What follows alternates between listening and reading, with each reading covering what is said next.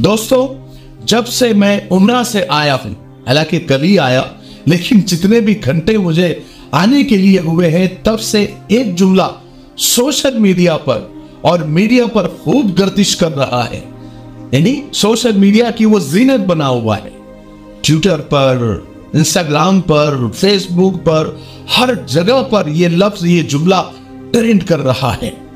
खास करके एक्स यानी ट्विटर पर लाखों लोगों ने इस हैशटैग को रीट्वीट किया। क्या है वो जुमला?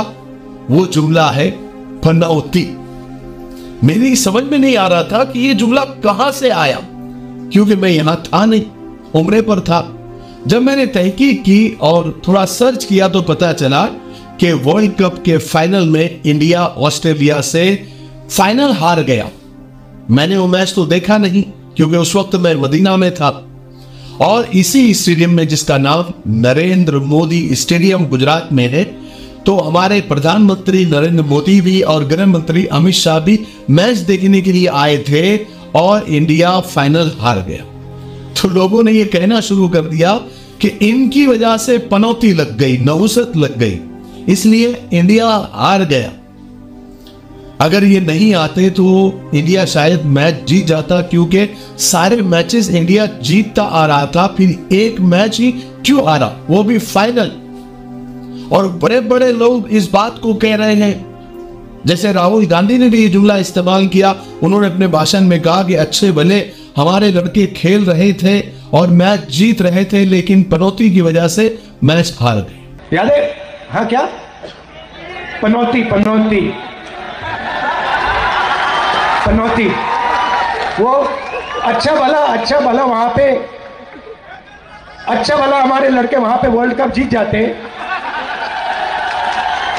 वो वहां पे पनौती हरवा दिया। टीवी वाले ये नहीं कहेंगे।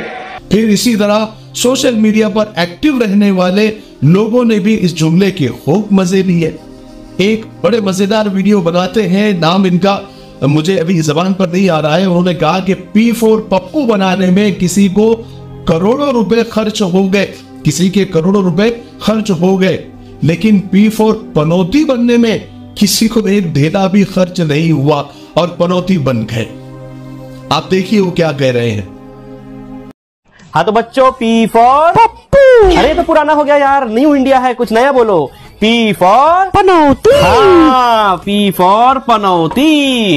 इस P4 पप्पू को बनाने के लिए किसी के करोड़ों अरबों रुपए खर्चे हो गए और इस P4 पनौती को बनने के लिए किसी का एक ढेला तक नहीं लगा। यही होता है पावर ऑफ कर्मा। जैसा करोगे ना बच्चों, वैसा भुगतोगे। फिर कुछ साधु भी आ गए और शंख बजाकर मोदी जी को पनौती कहने लगे और इस जुमले को वो भी दोहराने लगे। नरेंद्र मोदी पनौती। बहरहाल ये सब पर मुझे ज्यादा बात नहीं करनी है। अब आते हैं असल बात पर कि पनौती किसे कहते हैं। आम जबान में पनौती कहते हैं नहुसत को। नहुसत को यानी मनूस आदमी को, यानी जिसकी वजह से नहुसत फैले, ऐसे शख्स को मनूस कहते हैं, पनौती कहते हैं। ऐसा मनूस आदमी जिसके आने से, जिसके बोलने से, जिसके हाजिर रहने से भी नहुसत फैल जाती है, काम खराब हो जाता है और होने वाला काम जो अच्छा होने वाला था वो भी खराब हो जाता है और बिगड़ जाता है। बहरहाल मैं आपको बता दूं कि इस वक्त सियासत और राजकारण और इलेक्शन के प्रचार जोरों पर चल रहे हैं। हर सियासी पार्टी दूसरी सियासी पार्टी की खिंचाई करने में लगी हुई है और एक दूसरे पर वो कीचड़ उछालने में मस्त है। ये इलेक्शन कुछ दिन में तो खत्म हो जाएंगे, ये हंगामा भी नहीं रहेगा और ये सब नेता जो जीतेंगे भी और हारेंगे भी, जो एक दूसरे को पनौती कह रहे हैं, नहुसत कह रहे हैं, कुछ दिनों में एक टेबल पर चाय पीते हुए हम सबको नजर आएंगे। लेकिन ये जो जुमला इलेक्शन के दौरान इन लोगों ने छोड़ा है, पनौती, नहुसत, ये जुमला हमारे दिमागों में रह जाएगा। पनौती जुमला हमारे जहनों में रच और बस जाएगा। फिर हम हर किसी को पनौती कहने लग जाएंगे। जहां भी कोई काम खराब होने लगेगा तो कोई ना कोई किसी की नजर में पनौती होगा और वो उसको पनौती कहने लग जाएगा या फिर मनहूस कहने लग जाएगा। कहीं ऐसा ना हो कि हम भी इस बात पर यकीन करने लग जाए कि पनौती होती है, कोई मनहूस रहता है जिसकी वजह से काम खराब हो जाते हैं। क्योंकि होता यूं है कि जब कोई बात हमारे माशरे में, हमारे समाज में और हर एक की जबान पर जब मशहूर हो जाती है या बार बार बोली जाती है, तो वो जबान से बार बार बोलने से और कानों से बार बार सुनने से वो बात दिल में उतर जाती है। फिर कुछ दिनों में वो बात दिलों में घर कर जाती है और यकीन और ईमान में बदल जाती है। फिर हम उसे बार बार बोलने लग जाते हैं। फिर जहां कोई काम खराब हो, हम किसी न किसी को मनहूस या पनौती मानने लग जाते हैं, जिसकी वजह से हमारे अकीदे और ईमान खराब हो जाते हैं। याद रखिए, इस्लाम में पनौती जैसा जुमला है ही नहीं। किसी शख्स को मनहूस समझना, किसी घड़ी को, किसी दिन को, किसी तारीख को, किसी वक्त को मनहूस समझना या पनौती समझना सख्त मना है। ये जहालत की बातें हैं जो आजकल बड़े बड़े नेता स्टेज के ऊपर कर रहे हैं। उनको पता भी नहीं, उनको खबर भी नहीं होगा, या फिर उनको क्या लेना देना पड़ा कि लोगों के इससे क्या यानी अकीदे बढ़ रहे हैं या उनका मानना क्या बन जाएगा, या वो फिर क्या आगे चल के इसी को लेकर चलेंगे। उनको तो इलेक्शन जीतना है। लेकिन याद रखिए, कोई मनहूस नहीं होता, कोई पनौती नहीं होता, कोई करंटा नहीं होता, कोई तारीख, कोई वक्त, कोई महीना, कोई साल मनहूस नहीं होता। इस्लाम ने इसको सख्ती से मना किया है। इस्लाम ने हमें यह सिखाया है और हुजूर पाक सल्लल्लाहु अलैहि वसल्लम ने हमें ये तालीम दी है कि जो कुछ भी होता है दुनिया में वो मिन जानिबिल्लाह है, यानी अल्लाह की तरफ से होता है। कोई शख्स, कोई आदमी, कोई इंसान, कोई जानवर, कोई घड़ी, कोई महीना, कोई वक्त, कुछ भी मनहूस नहीं होता। किसी को मनहूस समझना, किसी को पनौती समझना, ये बिल्कुल गलत और नाजायज बात है। ठीक है ना।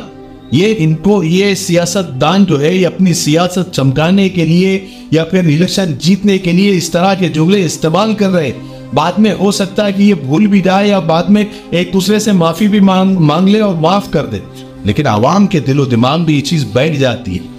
एक तो पहले से ये चीजें चलती आ रही है, कहीं ना कहीं थोड़ा सा जमाना मॉडर्न हो रहा है या लोगों के अंदर तालीम और एजुकेशन बढ़ रहा है, तो ये चीजें आहिस्ता आहिस्ता कम हो रही थी। लेकिन नेताओं की जुमलेबाजी से वो चीजें फिर से लोगों के दिलों में घर करने लग जाएगी और सालों की मेहनत जो अंधविश्वास से और जहालत से बाहर निकालने में लोगों को लगी है, वो फिर से वो मेहनत करने लग जाएगी। इसलिए हम जोश और जज्बात में या किसी एक पार्टी के सपोर्ट में किसी को पनौती कहने लग जाते। ठीक है, वक्ती तौर पर कोई किसी पर इल्जाम लगा रहा है या जुमले कस रहा है, उससे हमको कोई लेना देना नहीं, क्योंकि हम किसी पार्टी पोर्टी की तरफ से नहीं है। हम तो सिर्फ ये बताना चाह रहे हैं कि ये जो जुमला है पनौती, ये कुछ भी नहीं होता। इसको इलेक्शन खत्म हो जाएगा, इसको भी खत्म कर दीजिए। ठीक है ना। अल्लाह के रसूल सल्लल्लाहु अलैहि वसल्लम ने सख्ती से इस बात को मना किया है। इस्लाम और शरीयत भी किसी को मनहूस समझने से सख्ती से मना करती है। ठीक है, मुझे यही आप लोगों से कहना था। बहरहाल अल्लाह ताला जो है आपके, यानी अल्लाह ताला के फजल व करम से और आप लोगों की दुआओं से हमारा उम्रा बहुत अच्छे से गुजरा, बहुत अच्छे से, मतलब बहुत ही अच्छे से। सारी जियारतें बहुत अच्छी से हुई और सारी चीज़ें माशाअल्लाह। मैं चूँकि हमारे अरीबा जो टूर है उसके जो हमारे मौलाना इरफान साहब है जो अरीबा टूर चलाते हैं, माशाअल्लाह मैं उसी टूर से हमेशा से अब तक जाता आया हूँ। बेहतरीन सर्विस है। जो इकोनॉमी पैकेज के लिए जो सर्विस होती है माशाअल्लाह बहुत अच्छी है। और अगर आप लोगों को भी यानी उम्रे के लिए अगर आपका इरादा हो तो आप अरीबा टूर को आप बेझिझक आप पसंद कर सकते हैं। बस इस बात का ख्याल रखें कि जब आप बात कर रहे हैं तो आपका पैकेज क्या होगा, आपको क्या क्या सहूलतें चाहिए और क्या क्या आपको वहाँ पर कौन सी होटल चाहिए, कैसा खाना चाहिए, कैसी जियारतें चाहिए, वो पहले से आप बात कर ले। होता यह है कि हम इकोनॉमी पैकेज सिलेक्ट करते हैं और कम से कम रेट के अंदर उम्रा करना चाहते हैं, और वहां जाने के बाद हम जब देखते हैं कि लोग 5 स्टार होटल से निकल रहे हैं, क्लॉक टावर से निकल रहे हैं, मक्का टावर से निकल रहे हैं, और चंद कदम पर अगर हमको 300, 400, 500 मीटर चलना पड़ रहा है तो वो टूर बहुत अच्छा था। भाई उसकी कीमत भी बहुत ज़्यादा होती है। तो बस इतना है कि आप अरीबा टूर से बेफिक्र होकर आप जा सकते हैं। माशाल्लाह जो बोला जाता है उसको पूरा किया जाता है।